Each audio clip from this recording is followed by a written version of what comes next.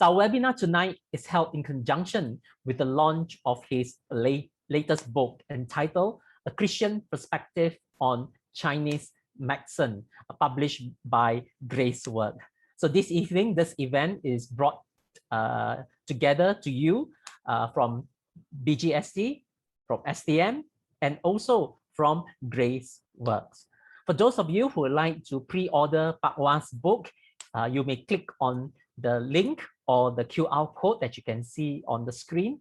You lead you to Canaan Land's website and you can make your order, particularly for those of you who are in Malaysia. For those of you who are tuning in from Singapore, you may contact Graceworks for you to purchase the book.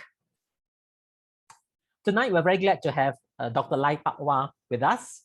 Dr. Lai Pak-Wah is the principal of Biblical Graduate School of Theology, and he's also a lecturer in Church History and Historical Theology. Pak-Wah did his PhD at the University of Durham, and he specializes in patristic studies. Now, patristic studies is a study of the early church fathers, post the New Testament era, right up to probably about 5th century. So it's a study on the theology, spirituality of the early church period. And Pak-Wah wrote his PhD on this figure who lived in the 4th century and right up to the early 5th century by the name of John Chrysostom. Now, I'd just like to begin our evening by interviewing Pak-Wah by asking him a few short questions. Pak-Wah, in your PhD, you focus on John Chrysostom, and then you move on to traditional Chinese medicine. So when you publish the Tao of Healing, it is probably the first scholarly theological assessment of Chinese medicine. How do you end up writing a book such as this, and what was your story like? Thank you, Ka Yong, and greetings to all of you here who are here to join us. Now, basically, my journey started about 7 to 8 years ago. That was when I was at I met this gentleman called Dr. Diera, and you may want to see him here. He's actually the medical consultant for my book.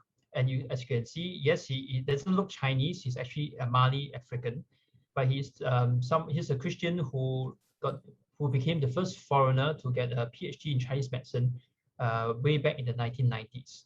So we discussed about how do we interact, how does our faith interact with Chinese medicine, and so we decided, well, from a historical perspective and from a medical perspective, why don't we collaborate and write this book? And after a few years, in 2018, we published the book, The Tao of Healing. There was a scholarly assessment, but because of, I think a lot of people preferred a simpler booklet form. And so after 2 more years, we managed to come up with a Christian perspective on Chinese medicine. So this is the brief journey that led to the genesis of this book. Thank you, Pak-Wah. Now, one of the key concerns about Chinese medicine is the fact that it is founded on the theory of Yin Yang. Now, can you tell us a little bit more about Yin Yang theory and how should Christians understand it? Thank you. Basically, when you look at the symbol on the left, it's basically called the Yin Yang fish or the Yin Yang pictogram. Now, most people usually see this in a Taoist context. And so they feel very uncomfortable because of the association. But the Yin Yang pictogram basically just reflects this concept of Yin Yang theory. And Yin Yang theory goes back all the way before even the Han Dynasty. And it's basically trying to say that, well, what is Yin Yang? It's basically saying that, well, the first understanding is if you look at the hill and the sun is casting its light on the hill, the sunny side is called Yang. The shady side is called Yin. It's basically, so Yin Yang theory right from the start is just to triangulate the relationship between 2 entities, so the sunny and the shady side of a hill. And that has become very deep-rooted in Chinese culture. It was deep-rooted even in Confucian culture. So in Yin Yang theory, you then talk about something that is hotter then A is hotter than B, so A is yang versus B. But as B is hotter than C, then B is actually yang versus C. So what you then have in the concept of Yin Yang theory is it doesn't refer to anything that's absolute. It always refers to something in relation to one another, A versus B. So if you look at the palm, this is the Yang Zhang, this is the Yin Zhang. The only reason is that this faces the sun, this faces internally. And likewise in Chinese medicine, the back which faces the sun is called Yang. The front is called Yin because it's cooler in comparison. But the upper body of the torso basically is Yang, and lower body is Yin. So you can call something Yin and Yang basically depending on the relationship with one another. It doesn't really have to, it doesn't refer to anything. It's not a kind of dualism that you often get in Western philosophy or Western theology. It basically is a very different system, and so we must be careful when we deal with that. And so when we look at Yin Yang theory from that way, then there's nothing religious about it. In fact, my favorite analogy is the next slide, which just now you caught a glance of it. Well, Yin Yang theory basically is trying to describe relationship between entities in a system. So if you look at this is a supply chain, and one of my previous careers is to dabble in a supply chain. And basically, Yin Yang theory is tell you how do you manage the relationship between these different entities so that they balance.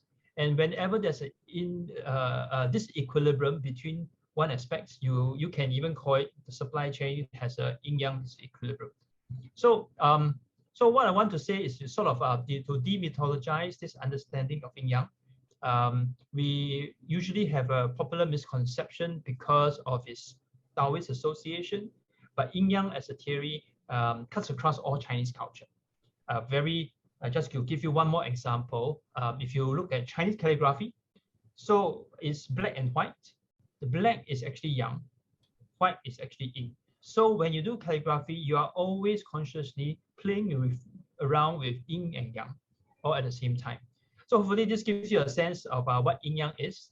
It's not something intrinsically religious. It's just the way that Chinese conceptualize their world, that's all. Hey, thank you, Pak-Wah, for that very helpful explanation. As I mentioned earlier on, you did your PhD in the early church fathers in the field of patristic. And interestingly, when you research on traditional Chinese medicine, you employed the teachings of the church fathers in developing your theology of medicine. What did you find the teachings of the fathers especially helpful? Yep. Well, if you look at the book of Acts, right, when you find Paul at Pisidian Antioch, at Lystra, Derbe, and then at Athens, in 3 different locations, he witnessed to them differently. Pisidian Antioch, he witnessed to the Jews, he used the scriptures. When he went to Lystra, Derbe, these were farmers, rural communities, he appealed to nature. When he went to Athens, he used Greek philosophy, which means that this is kind of context the early church had to deal with, and depending on the situation, they engage them culturally. Now, once you get into the 2nd century, we do have a lot of church fathers, a lot of Christians who are converted. These are actually intellectuals, and so they wrote to appeal to their Greek-speaking intellectuals, and many of them are steeped in their understanding of Greek philosophy. So in their apologetics, the early church fathers then have to sort of sort out what is useful in Greek philosophy, what is contrary to the scriptures, what is neutral. So in the first few hundred years, they always have to do this. And so the outcome is they manage to transform Greek culture and also incorporate some degree of Greek thinking into their theology.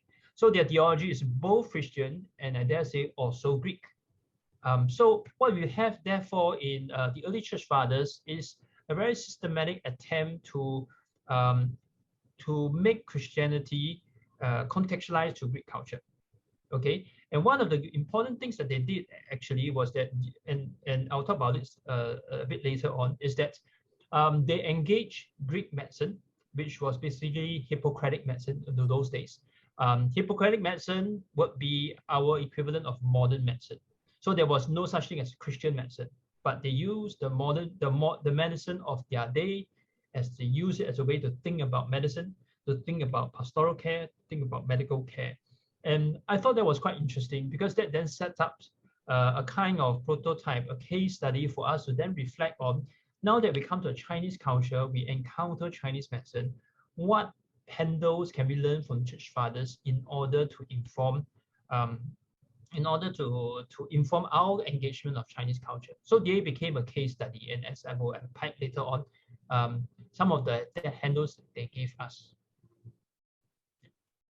Okay, thank you so much, Pak-Wah, for sharing with us some of the insights that you have, and also your own personal journey moving from the early church fathers into exploring this area of Chinese traditional medicine. With this words of introduction and the short interview that I have with Pak-Wah, let us now welcome Pak-Wah as he delivers his lecture for this evening. Over to you, Pak-Wah. Thank you. So once again, good evening to all of you there who are attending this lecture. Now, it's my pleasure actually that BGST can collaborate with STM and Graceworks for this launch of my new book, Christian Perspectives on Chinese Medicine. Now, both STM and Graceworks have been partners of BGST on different occasions, but this is really the first time that all three of us can work together for a public event. And for this, I'm thankful to Bernice and Tan Suin from Graceworks, and also to Drs. Chong Xiaofeng and of course Lim Ka Yong from STM. It is their collaboration who have made this possible. Now, before I jump to the lecture, there are quite a number of people I want to thank, because this book is really the fruit of many friends and supporters. Now, in particular, I'd like to thank Ms. Wendy Wong, who is my illustrator, for the beautiful pictures in the booklet. So you will find that this tiny little booklet had lots of beautiful pictures. That's not drawn by me, it's really by Wendy, and I thank her for that. Now, I'd like to thank my wife also for translating the Chinese version of this book. She's Rina, and the book should be available by August, just 2 months down the road. Another person that I want to thank is that African friend of mine, Dr. Diera Bubakar Diala Bosch. He's a TCM physician friend, and as I mentioned, it is his advice that first made this research possible. In fact, he allowed me to visit him at Yunnan to have about 2 weeks of clinical observation, just to find out how does it operate within a TCM clinic. Now, there are also many other people I can thank. I can remember there's my friends Cho Tiang and Chin Lun, who played host to Diera when he came to visit us and did our a series of TCM lectures together. And I also want to thank the many churches which have invited me to speak on this topic. Now, it's through opportunities like this that I was able to condense my teachings into the little book that we now have, and I hope that it will be useful for you when you read it. Now, so without further ado, let's get into our subject for today, which is Christian perspectives on Chinese medicine. Now, I'd like to start off with an observation I made more than 5 years ago when I visited Diera at Kunming in Yunnan, China. Now, we were staying very near to Yunnan Hospital of Traditional Chinese Medicine, Yunnan Shenzhongyi Yiyuan.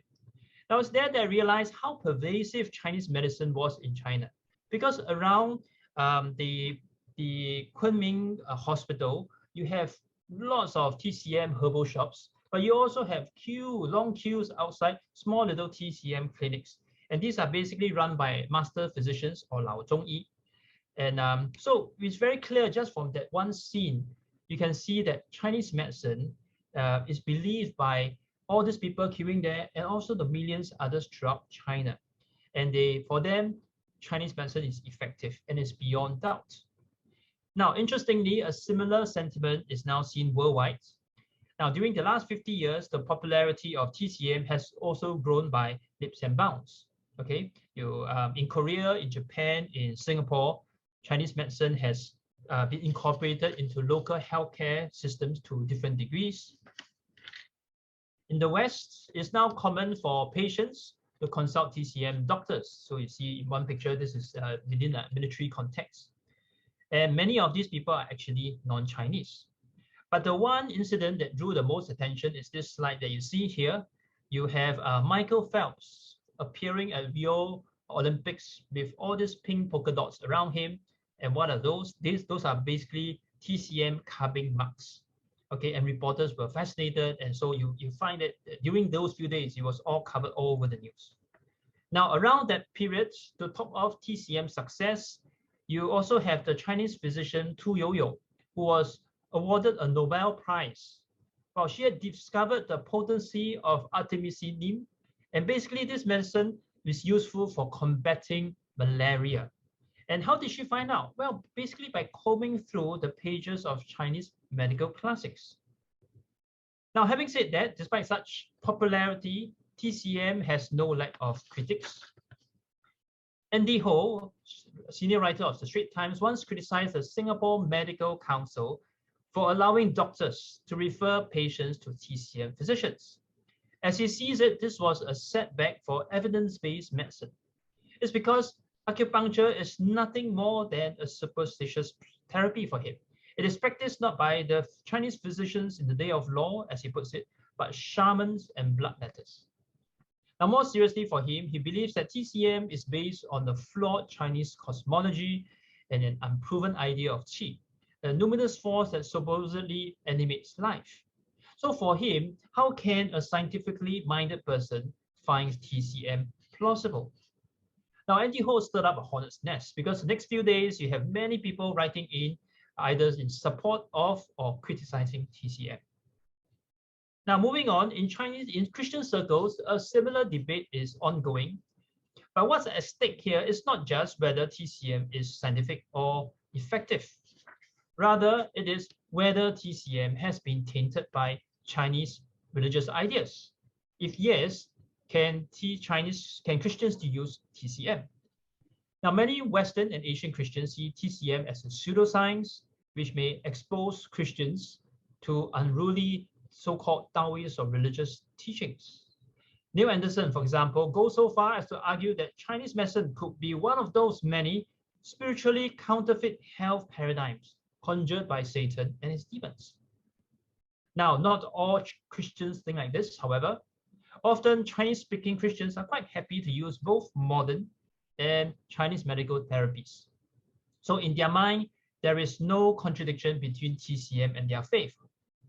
So if you see here, you have Diera over there on the left consulting, but on the right is also a Methodist pastor in his 60s and 70s who saw no contradiction between his pastoral ministry and also him running a TCM clinic.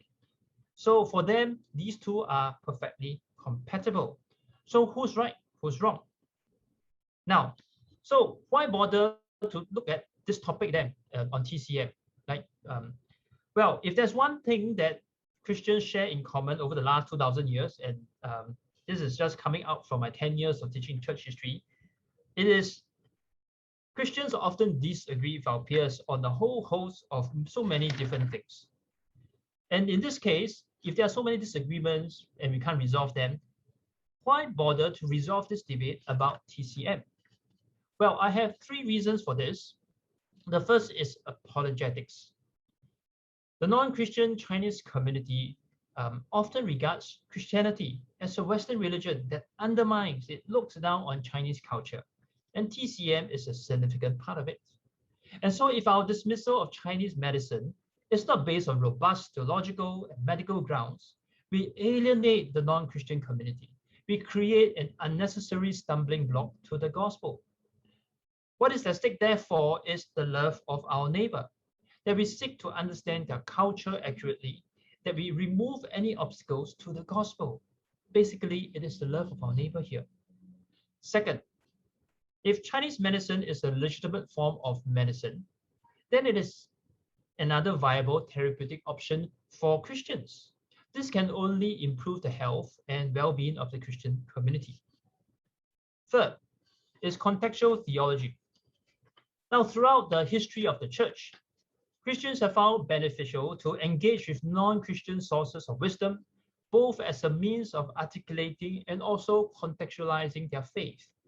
Now, it's my hope that as we engage Chinese culture through its medical tradition, we will develop new ways of articulating the Christian faith, one that is both faithful to the broad Christian tradition and the gospel, of course, but also the cultural sentiments of the Chinese. Now, to engage each one of these three reasons require a separate lecture.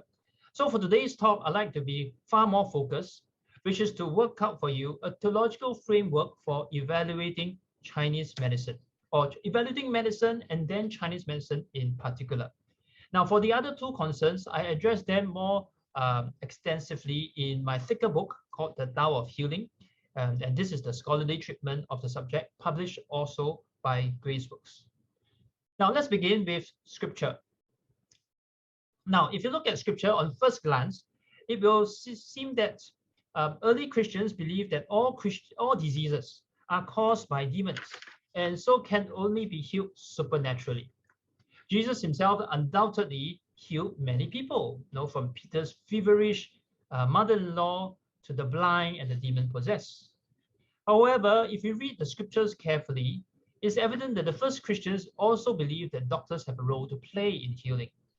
This is why Paul called Luke his beloved physician, Colossians chapter 4, verse 14. Why? Most likely, Luke had treated the apostle time and again during the course of his missionary journeys. Now, this being said, the Bible does not give us a clue on the kind of medical theories that the first Christians believed in. That's not the point of the Bible, and we should not expect the Bible to address such an issue. Now, moving on beyond the scriptures into the 2nd and 3rd centuries, we then turn to the church fathers. Now, who are they? Well, these were basically pastors, theologians who came after the apostles. And basically, this important period is between the 2nd and 5th century. And we find a similar sentiment. They too believe, they took for granted that secular Greek medicine was a gift of God, given for the benefit of humankind.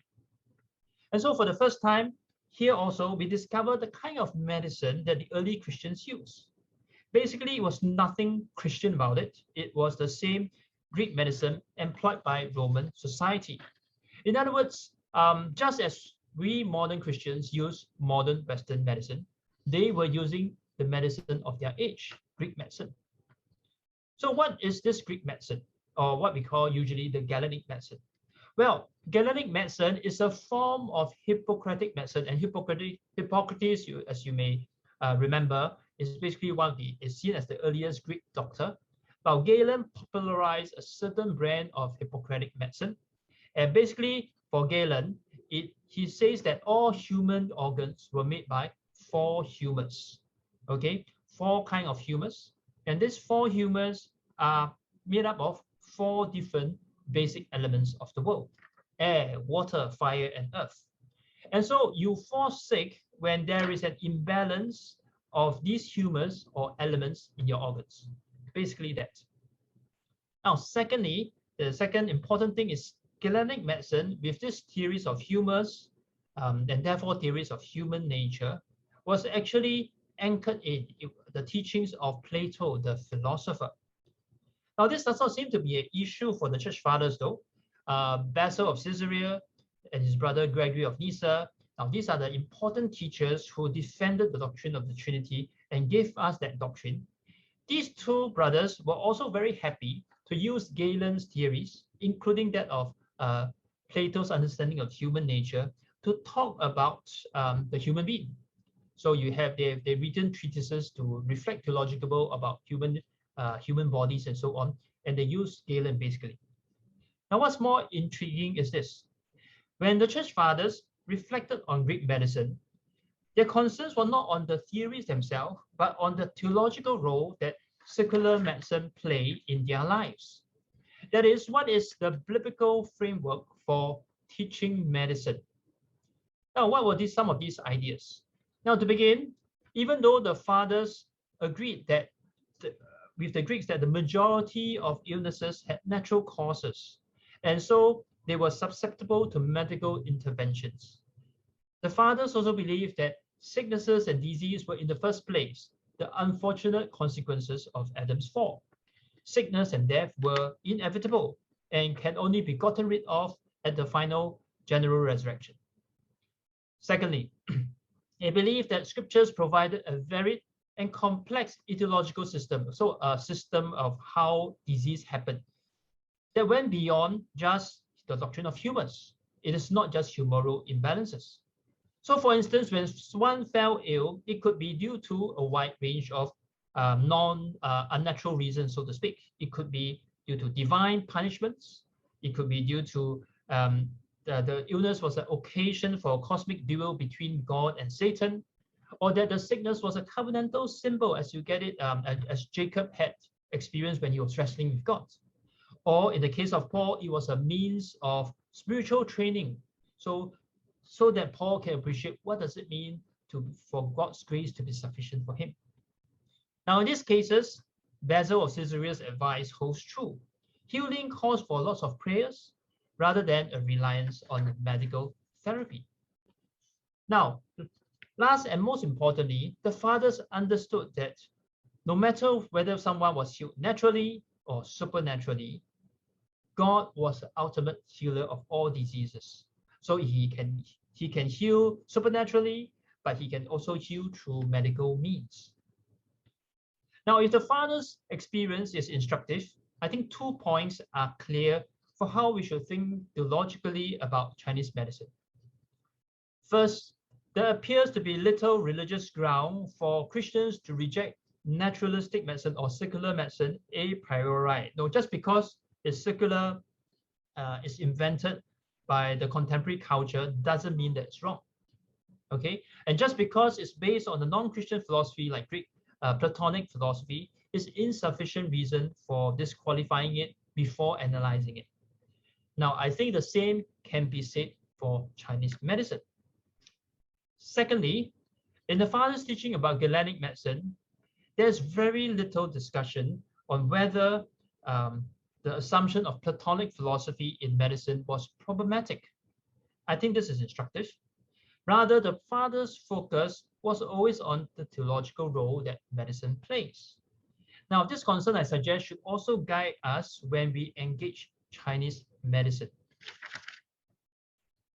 Now, the Church Fathers' teachings, however, are still insufficient for constructing a theology of medicine to enable us to evaluate medical theories.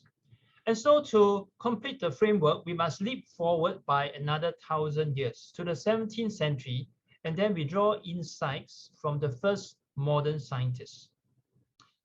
Now, there's just a bit more history. The late 16th century witnessed the emergence of a group of modern scientists, and these basically ushered in a new way of thinking about the world.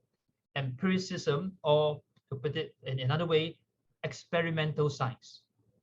Now, the first scientists, Johannes Kepler, Galileo, Isaac Newton, they all believed that the world was created by a good and rational God. Yes, some of them, like Newton, were deists. They don't believe in the Trinity, and they don't believe that Jesus is God. But nevertheless, these first Christians believed that if God could give us reliable ethical laws as reflected in the Old and New Testament, if God can bring order into chaos, he must also have invested universal, unchangeable laws to govern creation. And these laws of nature can be ascertained to some extent through the application of mathematics in empirical science or scientific experiments. And I cite these very famous words by Kepler. He says, "Why waste words? Geometry existed before the creation. It's co-eternal with the mind of God. It's God himself. Now, geometry provided God with a model for the creation and was implanted into man together with God's own likeness and not merely conveyed to his mind through the eyes." Now, I think Johannes Kepler probably overextended here. One can distinguish between God and geometry. But what he's trying to say is that God gave us mathematics. Then he applies mathematics in the law of nature. And so when we pursue the mathematics, we can eventually structure the laws of nature themselves, which is why we have things like the law of classical mechanics. You also have quantum physics, chaos theory. All these laws of physics are all framed with mathematics, right? Now, we all know what happened after this first run of the modern scientists. Well, the discovery of this first scientist catalyzed the modern scientific revolution in the 17th century. This then made possible the Industrial Revolution in the 19th century, which dramatically changed the landscape of the world and of our lives. The fact that we are now living in a digital economy is indebted to no small extent to this first scientist. So the modern economy with its scientific foundation basically is built on this ethos of there's a rational God who created all things. Without this, you don't have modern science. Now, for our purposes, this first scientist contributed an important insight for constructing what I call a theology of medicine. That to say, if a medical theory is worth its salt, if it is to be theologically legitimate, it must abide by the rules of empirical science, because God doesn't change his mind on the laws of nature. So, and if I apply empirical science to this medical theory, I can verify whether it's true or not, or I can improve on it with continual experimentation. And so we must hold this law, this principle as true for any kind of medical traditions, whether it's Greek, modern, or Chinese medicine. So once we combine the insights of the Church Fathers and the first modern scientists, we then have a basic framework for evaluating all kinds of medicine, including Chinese medicine. Now, such a theology of medicine would have three components to it. The first is, number one, a recognition that just because a medical theory is based on non-Christian philosophy does not disqualify it from use. In fact, as I would argue in my book, both modern and Chinese medicine are grounded on non-Christian philosophies. Greek philosophy of nature for the first, and yin yang theory in the second. Number two, when we access a medical theory, we must understand it from the theological norms given by Scripture. Meaning, medicine is one of God's gifts of healing. It is not an elixir for immortality. It's not foolproof. There are some diseases you cannot treat. And often this is due to the fact that God has a greater purposes for the illnesses, such as Paul's thorn in the flesh. And lastly, for medical theory to be valid, we must be able to certify it empirically, test it through experimental trials. Now, this premise is necessary because the God who we worship is not a God of chaos. Yahweh is not Zeus, okay, who is unpredictable. He is predictable because he is the God of order who has invested rational laws into his universe. So with these three theories, I hope that you find these parameters useful. Now, I've worked them out in greater detail and with more scriptural discussions in the booklet, but we can also take up some of these questions during our Q&A session. Thank you. Over to you, Kayong. Okay, Pak-Wah, the first question that's being asked is by Jessica Leong. May I know whether the philosophy of Chinese medicine is related, whether directly or indirectly, to Buddhism or Taoism or other religions? If yes, what should the Christian stand towards Christian medicine be? Can you please provide the scripture related to support this? I think you mentioned briefly in your lecture, but perhaps there's something more that you'd like to address this question by Jessica. Okay, let me try to unpack a lot of this. And along the way, I also answer some of those questions about qi. That's another term and metaphor that that I think troubles a lot of people. Now, what I want to say is that if you Chinese philosophy basically started in the era of what we call the 春秋战国时代, the Warring States period. That's before the Qing dynasty, so about 200, 300 BC. And what you then have is in those are the blossoming of the 100 schools and so during that period, you have different schools coming up different theories. One school is Confucianism, and now it's Taoism, philosophical Taoism, not religious Taoism. And another school is Yin Yang school, and so on. Now, what you then have is that by the Han Dynasty, these then come together to form basically is integrated into a coherent cosmology. So basically, what I mean is that they want to talk about what's the relationship between the heavens, the government, the human beings, familiar relations. So they oftentimes what they then use is that they apply the idea of yin yang as talking about the relationship. So every entity that I've mentioned are related in yin yang relationship. There's a yin yang in terms of relationship between government and people, husband and wife, family and their children, and of course the emperor and the heavens.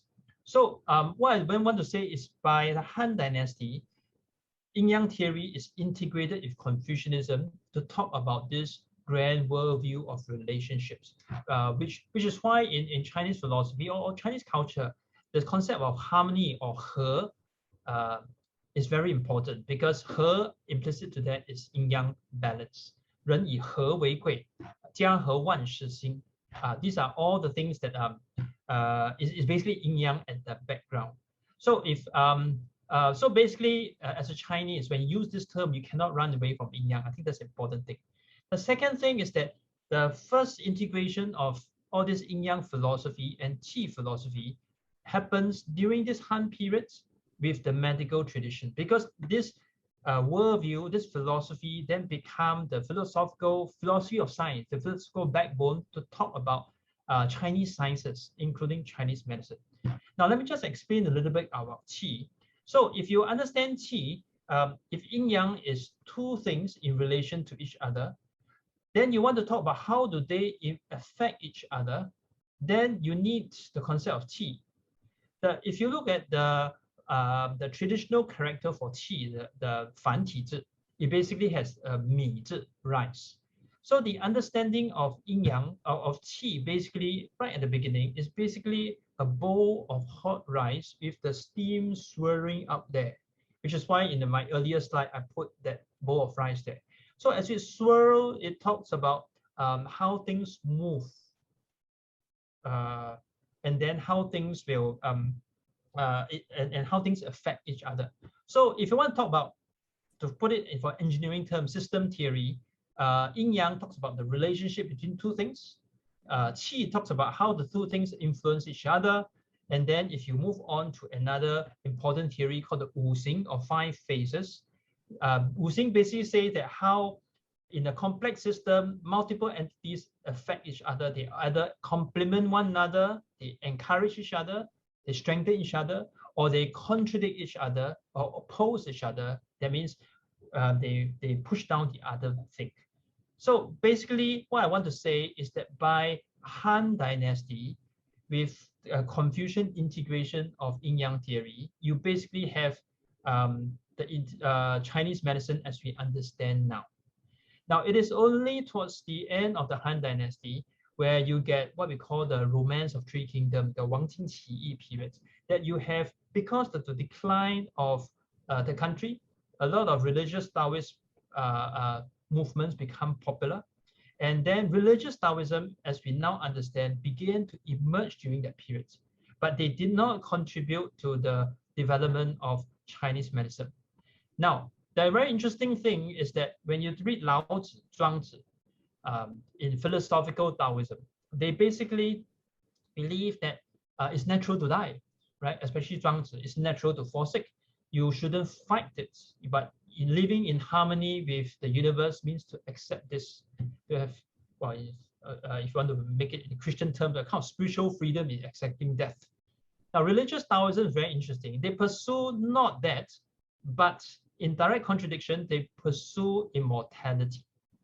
Now, when you pursue immortality, they may use a lot of religious practices, but many of them will first use Chinese medicine to make themselves stronger, to make themselves healthier, because you cannot have longevity without health, which then makes the Taoist priests more attuned, more familiar with Chinese medicine because of this this agenda that they have, which is why many of the practitioners of Chinese medicine many of practitioners like Sun Simiao, basically they are Taoist priests. because they believe in this. So what you then have is that, to put it another way, right? Buddhists use Panadol doesn't mean Panadol is Buddhist, right?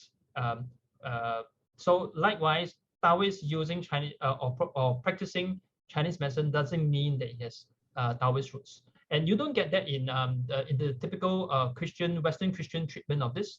You have to go to the scholarly studies of Chinese medical histories. There's a German guy that's actually very interesting, fascinating. The Germans are very good at this. Paul Onschritt, he wrote a Chinese history of Chinese medicine, which is the first port of call for me, and I recommend you if you are interested in that. So basically, there are three metaphors or system theory that Chinese medicine used, which didn't come from Taoism, but came from earlier philosophy: Yin Yang, Qi, and Wu Xing. Back to you, Kayong. Okay, thank you, Pak-Wah. I'm going to take the next question that is right on the top that was asked by Joy Josephine Tan. Is there any area of TCM that is out of bounds for believers? Over to you, Pak-Wah. Now, I just want to first of all say that TCM as practiced now is basically atheistic, just like modern medicine. So, what you get in the 1960s, you have the Communist Party who did us a favor by basically, if there was anything that's religious in TCM, they stripped it out, and then they integrate that with modern medicine. So what you have, if you go to any TCM college right now, you will study modern medicine and TCM at the same time without the religious aspect. And so when you get certified, at least in Singapore, I'm not too sure the Malaysia scene, no TCM practitioner will practice religious healing. You burn the talisman and those kind of stuff, right? Everything must be anchored in terms of what's being taught in the syllabus. So in that sense, broadly speaking, when you attend, you go to a TCM clinic with a certified TCM practitioner, you basically will get a non-religious form of TCM. And that's basically 90 over almost 100% of those clinics that you have there. So now this, okay, but the important thing is this: TCM is a complex practice.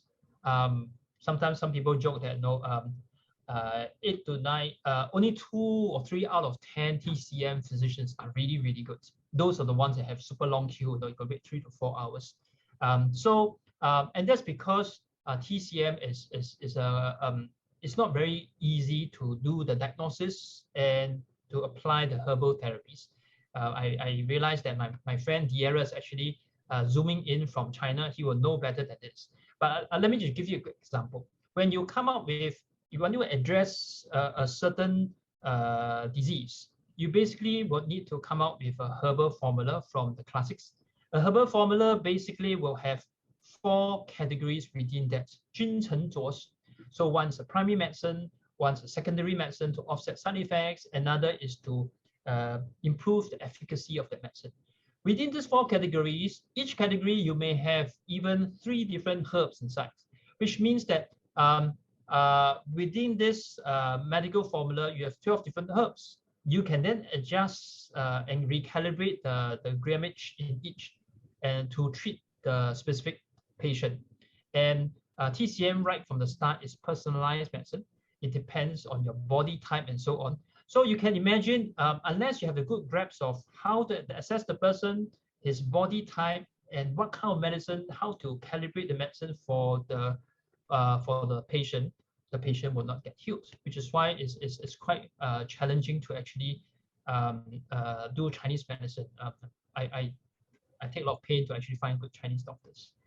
So basically, that gives you a sense of the complexity of TCM that is not religious. And so if you look for TCM doctor, basically you need to look for a good one, and good simple illness. Some people say 三副药见效. By the 3rd dose, it should work. If not, the diagnosis is wrong. Yeah. Okay, thanks for that. Now, there's another question on Chinese acupuncture, because some of the questions are along the same line. So I'm going to combine two questions. The question raised by Ray Chu and also Lai Ji Liu. Would Chinese acupuncture be regarded as satisfying the three requirements of theology and medicine that you highlighted? And then Lai Ji Liu also asked, is acupuncture linked to the meridians, which according to some Christian leaders is tied to Taoism? Well, I'm also always very careful about getting deep into Chinese medical theory, because I must acknowledge that I'm a doctor of church history, not TCM. But in the analysis of this, basically is meridians is basically a kind of map that the early Chinese map to it. And as I mentioned, it didn't come from Taoist thinking. In fact, it's very confusion. So what happens if you read Paul Onshuit is that at the Qing Han dynasty, you have a switch in terms of how you govern the country. So in the past, during the Zhou dynasty, all the different dukes are spread out across China. And then in the Qing and Han dynasty, you have all these people coming in centralized into a capital. And within a capital, you then need a way of supporting the capital with an elaborate supply chain. Now, what has been proposed that this concept of meridians, of how different parts of the body link together, is basically an analogy that what they found from this political logistic system. Just as you need an elaborate supply chain to support the capital, in terms of feeding it, giving it resources, so on. So also the early Chinese then say the body is not isolated; they are related with one another. And so that's how the concept of meridian most likely took place. Now, acupuncture in itself is even earlier. The roots is much earlier than probably earlier than Warring States. Nobody really know how it actually happened. Some views postulate that one day they hit them. One of the earlier Chinese hit themselves on a certain acupuncture point, and they discovered that they have healing. So basically, it started from empirical practice in the Warring States period, and then by the Han Dynasty, they give it a theoretical framework to talk about acupuncture. And so that's basically how most medical theories will happen. You have an empirical practice, people who are practicing it, they don't quite know how to formulate a theory for that. And then people develop a theory to explain how it works. So it's clearly not Taoist. The problem with, the problem with is that many Western Christians write all this without ever consulting the scholarship on Chinese medicine, not even the English ones. I've seen the Paul Onshuit, the German Chinese medical historian, wrote a book in 1980s, 1990s. But Western Christians who wrote after that never consulted a single book on that. And that I think is very anti-intellectual. You must respect the historical work that's been done. You can disagree with that, but you must be able to at least have interacted with that. So that's my take about a lot of Western Christian engagement. It's not robust enough from a scholarship perspective. Yep. Thanks, Pak-Wah. The next question that we have, there's actually a few people have asked similar questions. This relates to Tai Chi and Qi Gong. Can Tai Chi be practiced or Qi Gong be practiced by Christian? One of the anonymous attendee asked, Qi is an important precept of TCM. What is your view of Christian practicing Qi Gong purely to improve their overall health? There are several questions embedded in this. Let me just try to tackle them piece by piece. Now, the first thing is that even when you look at Greek medicine, in Greek medicine, you have at least four different kinds of therapy. There is herbal, there's also cautery, that means you cut out the dead skin, but there is also massage, okay? And then they also appeal to you to do some sports and so on. So when it comes to modern medicine, then you have this basically commercialization of medicine. So pharmaceutical will push that for every ill, there is a pill to solve it, which is why medicine medication then becomes a primary mean of healing, and everything else, physiotherapy, exercise, become diminished from a medical point of view.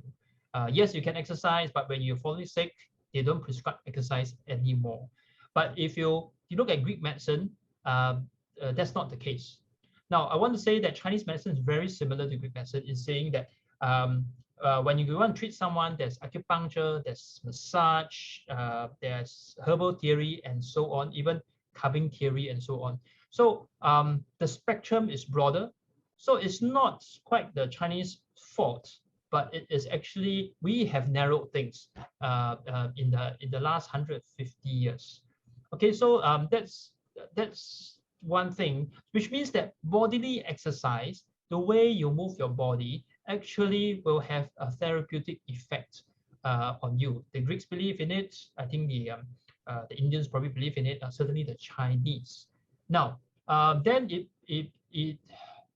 I thought a lot about this, and one thing that I landed with is basically this idea where when God created all things, He created all things to be very good, right? And so even with the fall, human nature in terms of the bodily constitution doesn't change, okay? Because the devil himself cannot change human nature. That is that which God created cannot change. And so which is why when Christ came upon us, came upon the world, He put on a human nature that's same as ours. Now that's very important, which means that yes, the demonic world can be very powerful, but they cannot change what God has created. That's very important, which means that even when someone apply a religious category to something that God has created, that doesn't change His nature. To give but an example, many of us like to drink this green tea called Tie Guan Yin, right? So it's iron goddess of mercy. But Tie Guan Yin in itself is basically green tea. Just because you give it a religious category doesn't change its nature. Now, so once we establish this, we need to distinguish between a religious interpretation of something versus what the something is intrinsically. Now, when we look at exercises like Tai Chi or different Chinese exercises that you see in the parks, when you exercise in a certain way, you must, if you violate the laws, the biomechanical laws that God has invested in the body, you will get sick, you will injure yourself, which is why when you practice Tai Chi, the more serious thing is that you must be careful not to injure your knees. A lot of people end up with knee problems. Okay, so you must, so when Tai Chi or any exercise abide by biomechanical laws that God has invested in it, and by aligning with that, it enables a person, it improves, because that's how God has created the human body, and those exercises would be beneficial. You can call it with Yin Yang theory, you can call it with the philosophy of nature, you call it any different philosophical religious names, nice sounding names. If it doesn't abide with the laws of nature, then something will go wrong. I think that's a better way of appropriating it, and as a kind of contextual Christianization of our own cultures. That's an important way to proceed. You just because there's a religious interpretation doesn't mean that you can't change and transform it, and you can't transfigure it, so to speak. So so for exercises like Tai Chi and so on, basically the practice in itself, in its movements, I think empirically there's a lot. There's been Harvard case studies, medical clinical trials basically say that it actually improves a whole range of illnesses. So it can subject itself to empirical trials, right? So you can take out, you can demythologize any religious connotation and look at it from a clinical point of view. So I would think that a lot of these exercises are okay to do. Many of them have gone through clinical trials. It's just that the critics themselves haven't done the scholarly work.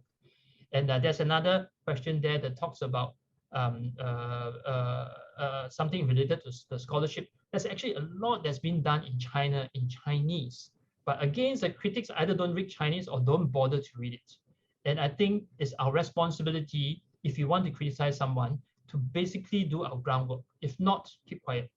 And so there's a lot of preclinical trial requirements that's been done up in for TCM, clinical trial requirements that's been set up into TCM and applied to herbal, applied to meridian theory, applied to all sorts of things.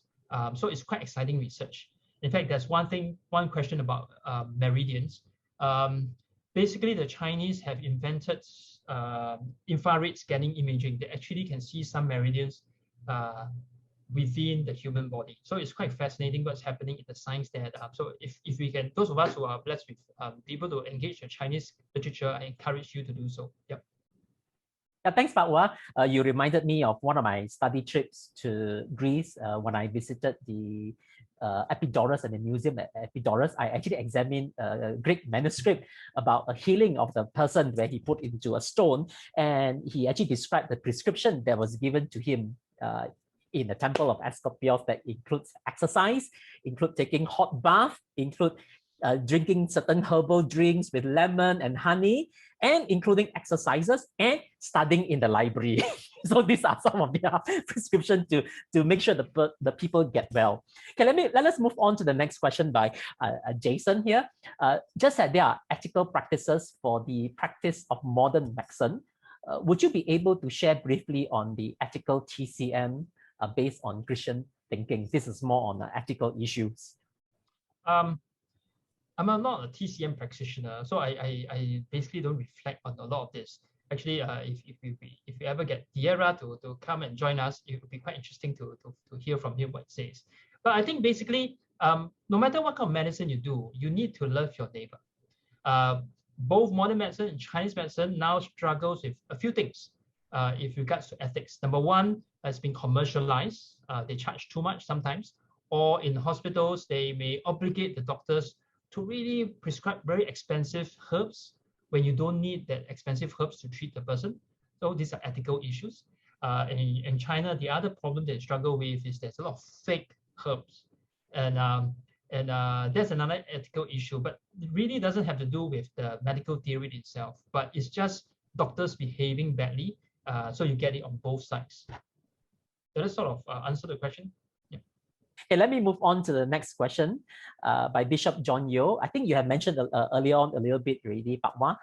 Maybe I'll just rephrase, just pick up the question again. Can you kindly elaborate more about Qi and its relation to TCM, and does this contradict with Christian faith? Probably on the second part that you might want to pick it up a bit more. So in my studies of Qi, right, and my interaction with Diera, Qi is basically a metaphor because they are in Chinese culture, the qi used in all sorts of different things. You have shen qi, I'm angry. That means there's something's boiling inside.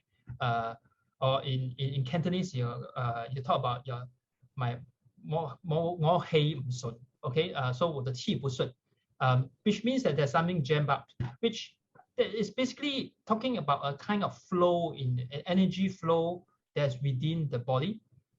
So when someone says that this person is qi xu, basically it's talking about the energy system that's not there's not enough ni qi. That means the flow within the body is different. So basically it's talking about flow in general when applied to TCM. Now I do want to say that it's metaphorical because how do you quantify that scientifically? The Chinese are still doing a lot of research.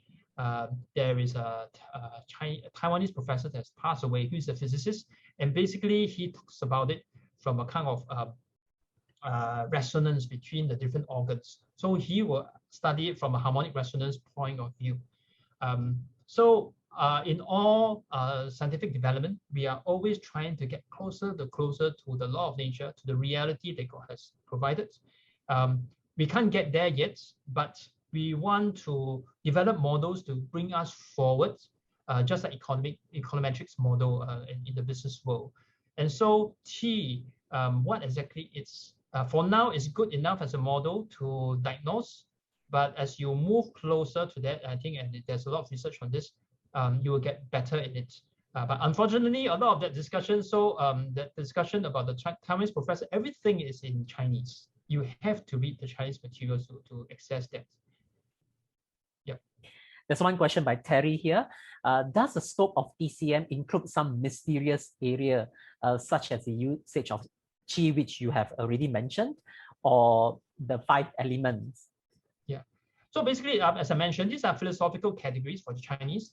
And these basically wants to talk about how different multiple entities influence each other, or to be more to be more particular, they either oppose or complement one another. That's basically what it's talking about.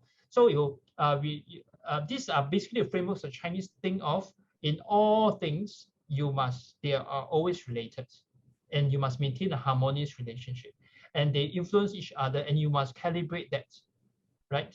And then in the calibration, you must bear in mind how they oppose or complement one another. That's basically the philosophical framework they have. Of course, the Chinese have applied that in their sciences, in their medicine, but also in feng shui and so on. And so when all these common philosophical theories are used in so many different views, people start to get confused. And by association, you feel that, oh, it's associated with superstitious stuff and so on. But what I do want to say, at its core, it is basically a philosophy of science that's about it. Yeah. Let me pick up the next question here by Jessica. Does yin yang relate to feng shui? Well, the simple answer is basically yin yang is a philosophy of understanding the world, relating the world that that is applied to all sorts of things, including feng shui. But just like cause and effect, right? As an understanding, as a philosophy of science, is applied in all sorts of disciplines and also superstition, but doesn't mean cause and effect in itself is wrong. Maybe there's a better way of understanding it. So yes, feng shui is a different discipline, which I don't want to get into today. But suffice to say, because yin yang is so integral to Chinese thinking, you can't run away from it. Is that the fact that it's applied to geometry, feng shui is not surprising, but doesn't mean that it's wrong. Yeah. Okay, good. There's a few questions. I'm going to lump them together because this has to do with Western medicine and traditional Chinese medicine. One of the questions asked by Chuying is, can we take Western medicine and Chinese medicine at the same time? And I also want to pick up the question by Ronnie as well. What is the difference between Western medicine and TCM? Some say TCM takes a longer time to cure, heal, as compared to Western medicine. And the other question I want to pick it up is by Yao Chen as well. Has TCM found to be more effective than Western medicine? For example, should we consider pursuing TCM for cancer treatment whilst ignoring Western medicine? So there are 3 questions. They are all related to Western medicine and traditional Chinese medicine. Okay, first of all, it will be unfair to the audience for me to give medical advice, so I will avoid that. But I also want to say that herbs are invented by God. They're created by God. The Chinese call them by one name. The Western folks call it by another name. But herbs are herbs. They have the same intrinsic medical properties, even if they have a Christian name or non-Christian name. So different herbs interact with one another due to their chemical properties. And so I would think it's a case-by-case basis. So I can't really address whether you can take both medical medicine together or not. If you go to a modern doctor, they will advise you oftentimes not, and for legitimate reasons, because of Western doctors, everything must be guided by clinical trial verification. So there's no clinical trial on some of these interactions between Western and Chinese medicine, so they basically cannot say anything. If you want, you can try. If not, or sometimes they err on the conservative, they advise you not to, because it's an unknown world. It's just like when Boris Johnson wanted to mix vaccines, the doctors were very concerned and said, no, are you sure you want to do that? There's no clinical trial basis for that. Doesn't mean it's wrong, but it's just doctors will want to stick by their science. If there's no experimentation to prove it, they don't want to make a statement about it. I think that's basically the issue. hopefully, if you do manage to get the era to zoom in from China to speak Mandarin, he will be able to address this better. So as TCM found to be more effective than Western medicine? Okay, so these are popular conceptions. I think you're best to ask your TCM doctors, or better still, you go to hospitals with integrated medicine. They practice both. Most of them will be able to give you better advice. I have seen with my own eyes how my son was almost having heat stroke. So he went to a TCM doctor. He poked him with acupuncture points and to discharge the heat. And so I got to carry him in, and he woke up after 15 minutes. So it can be very fast, but it's really depending on the illnesses, and there's billions of illnesses around. So which is more effective really depends on how much research has both sides done. I think that's about it. Okay. Okay, there's one anonymous question raised by an anonymous attendee. It says here, could all these concerns raised may be due to majority of TCM physicians that I know of are mostly non-Christians, and thus we are more self-conscious and feel uneasy to consider Chinese medicine way of handling illnesses. Is there any list of good Chinese TCM clinics that we may feel more comfortable to go to? I do want to say that when you go to your doctor, Western modern medical doctor, you don't ask them about their faith. You don't say, oh, this doctor is a Hindu, and so don't use him. If he's the best surgeon in town for that, you use him, right? So your faith has nothing to do with how good and skillful you are in terms of your medical diagnosis and in terms of your treatment. I don't think we should confuse that. It's detrimental. A good pious Christian may not be very good as a TCM doctor. So let's don't have that kind of incoherence. If you go to the Western medical doctor, to the clinics, and you don't ask them about their faith, because their faith don't really affect. They only affect how much they charge you, but they don't really affect the ability to treat you. So don't confuse the two. I think that's more important. Yeah, good doctors of any religion. I think that's the point. Yeah. Okay, thanks, Pak-Wah, for that. Moving on, there's one question by Shirley Tan. Chinese has a yin yang concept, while Westerners use the acidic alkaline concept to manage body. Are both these concepts along the same line? Okay, basically, I don't know. This is really deep into the medical analysis. Yeah, I can't answer this question, unfortunately. Yeah. Okay, next, I see there's a series of questions posted by Winnie. They are all the same.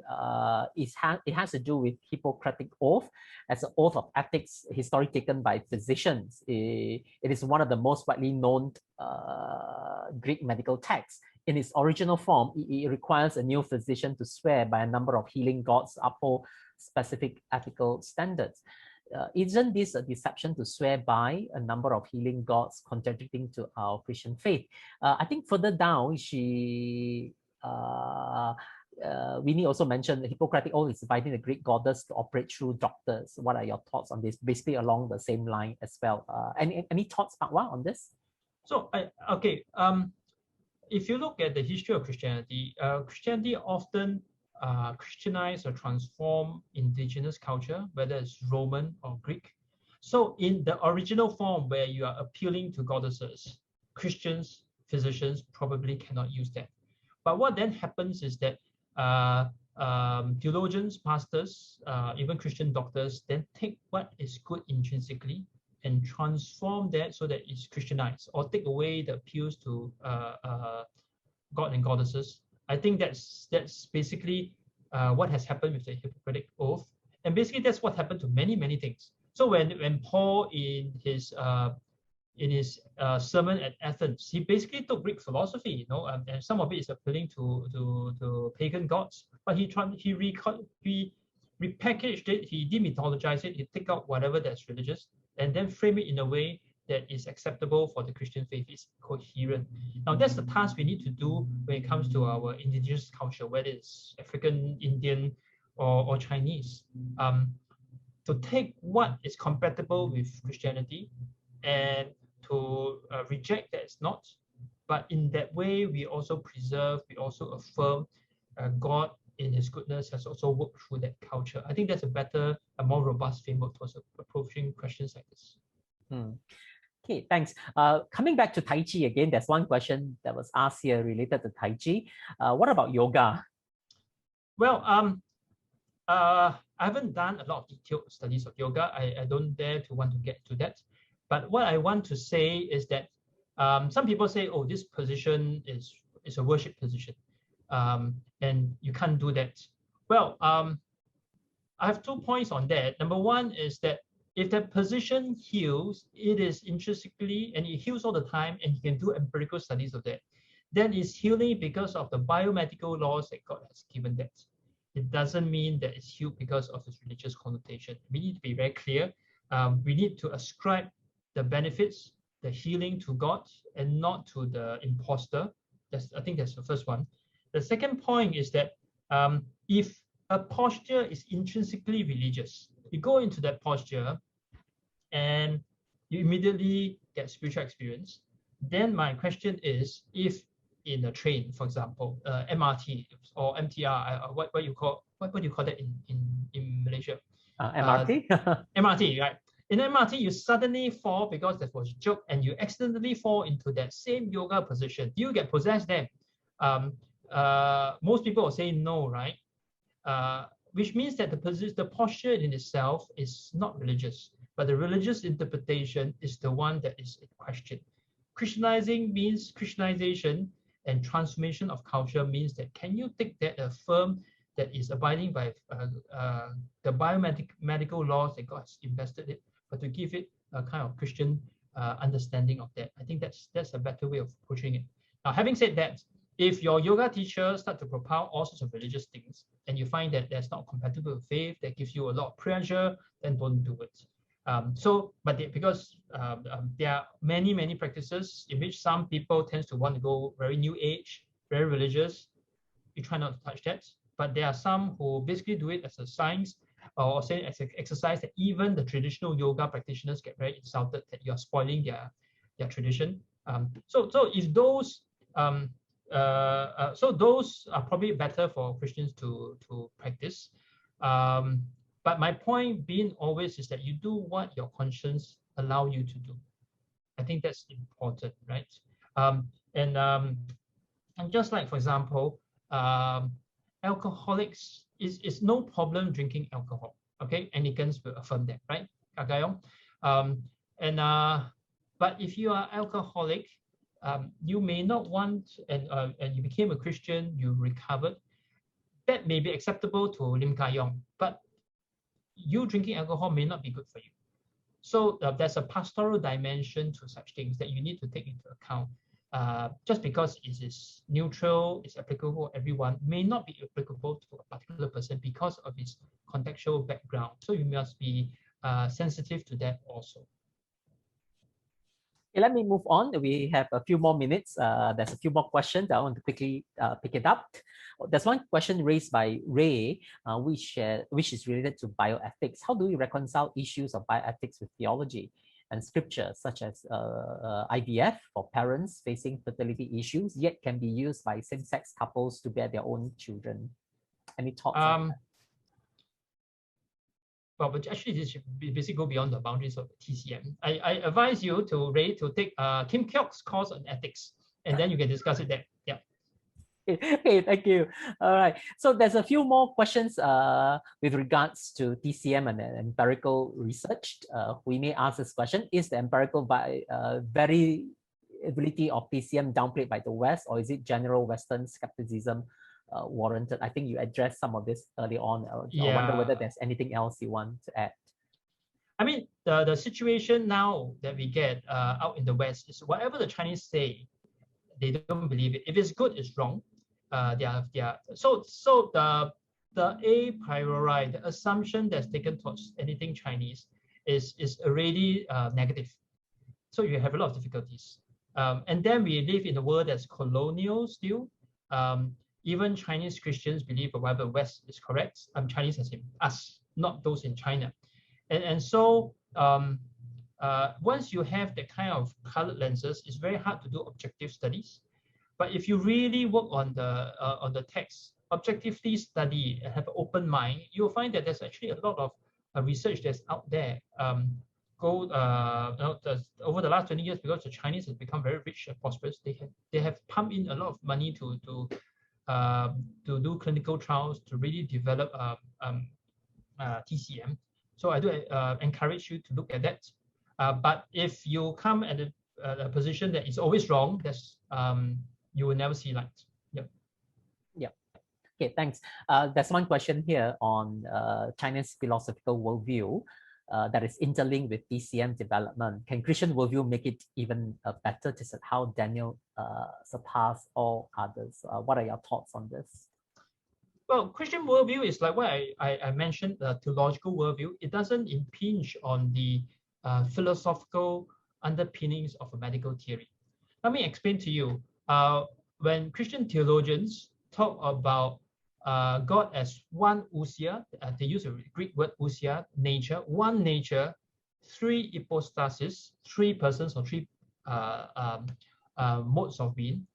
We all believe in this, right? I think every 154 plus 5 panelists here believe in that. But I do want to say the ousia hypostasis language is a language built on Greek philosophy of nature. And it is something that Plato, Aristotle take for granted in their discussion of nature. It's very intimate to them. And so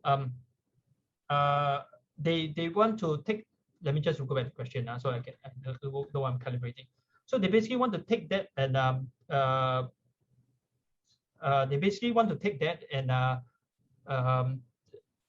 talk about it, okay? Which means that right from the start in the 4th century, when we talk about Christian theology, we are already leaning on Greek categories. Okay, there's no single neutral Christian worldview. It's a Christian worldview developed out of the language and linguistics and categories of the Greeks. And so, so in that sense, when we encounter the Chinese, we do need to talk about how do you engage that? Do we keep the Greek categories, or can we take on board Chinese categories but still remain faithful to the gospel? Okay, I think that's the point that we need to struggle. So, for example, in Chinese, you have this concept called 以退为进. Okay, so you yield in order to go forward. That is actually a very Chinese understanding. There's an yin yang dynamics to this. You know, the yin yields to the yang, but it can overcome the yang also. Now, 以退为进 basically is the passion, right? When Jesus Christ yields to the attacks on him, he right onto the cross, he triumphs out of that. So in the darkest time, in the greatest yin, you have the greatest yang. So when you use yin yang language, you don't stick to the Taoist parts, but remaining faithful to yin yang language, you then try to use that to describe the gospel while being faithful to the gospel. You don't change it into a different gospel, but you then make it sound both Chinese and Christian at the same time. Okay, I think that's the goal that we want to achieve. Okay, thank you. We have time for one last question. So I'm going to combine a couple of these questions. This has to do with TCM and aromatherapy. Right. Does TCM have aromatherapy involved? As a Christian, I like smelling incense that burn in the Chinese temple. It smells nice, but should I or shouldn't I do that? Right? Even though I will argue that there's no religious or emotional dimension involved. And in light of that, there's also another question that's closely related. What does TCM world encompass besides the usual areas we hear of, such as acupuncture, herbal concoction? Does TCM include other stuff such as crystal healing, aromatherapy, meditation, etc.? Okay. Actually, I don't know much about aromatherapy in TCM, so I can't really comment on that. I can talk a little bit about emotions.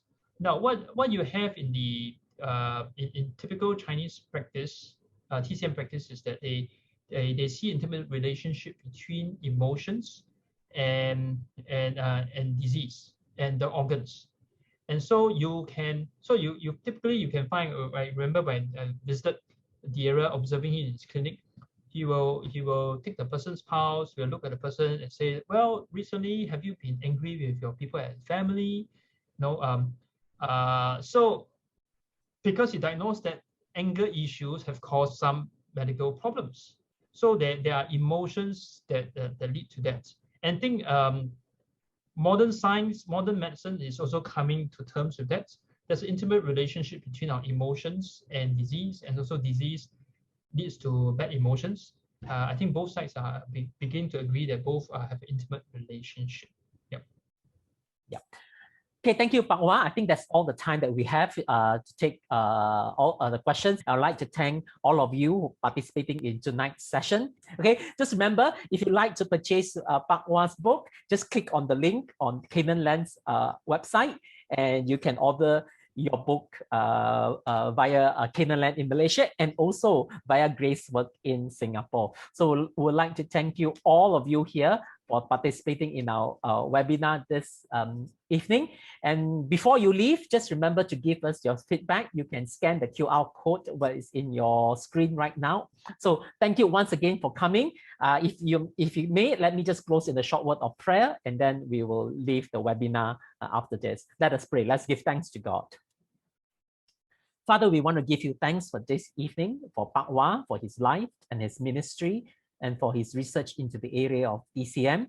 Thank you for using him to enlighten us the theological understanding of TCM and how we Christians may respond to this area. We also thank you for your presence here with us, and also for the smooth connection that all our participants have logged in for this evening. As we leave this Zoom webinar space, we ask for your blessings to go with us, and may we have a good night rest and awake tomorrow refreshed to continue to serve you. And this we ask and pray in Jesus' name. So thank you so much for joining us this evening. I wish you a very blessed evening.